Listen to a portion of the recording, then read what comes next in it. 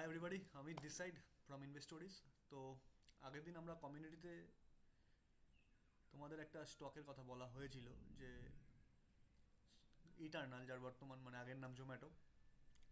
তো এটার একটা সেট আপে আমাদের 254-এ অ্যাক্টিভেট হতো, 254-এ। তো সেটা পরের সেদিন অ্যাক্টিভেট না হয়ে পরের দিন আজকে একটা সুন্দরভাবে অ্যাক্টিভেট হয়। এবার যেহেতু আমি অপশানে বিল আপ করি, তো তোমরা দেখতে পাচ্ছ এখানে 254-এ অ্যাক্টিভ হওয়ার পর স্টকটা কিন্তু আপাতত 256-তে দৌড়াচ্ছে। এবং সেইটুকু 2 টাকা 3 টাকার মুভমেন্টে আমি যেহেতু সুইংয়ে ঢোকার টাইম পাইনি, আমি এই রেঞ্জটা তার মানে প্রিমিয়ামে ব্রেকআউট দেওয়ার পর আমরা একটা অপশানে সুন্দর প্রফিট বুক করলাম একটু আগে।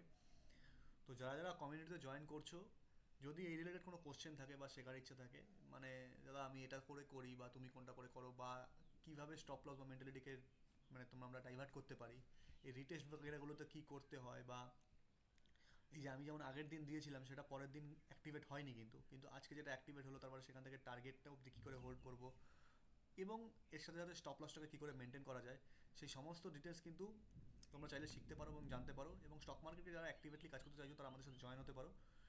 তোমরা দেখতে পাচ্ছ আমরা এটা ডেট দিয়েছিলাম ইয়েস্টারডে 1:05, গতকাল রাতে 1:05, সেটা আজকে অ্যাক্টিভেট হয়েছে। এবং একটু আগেই আমি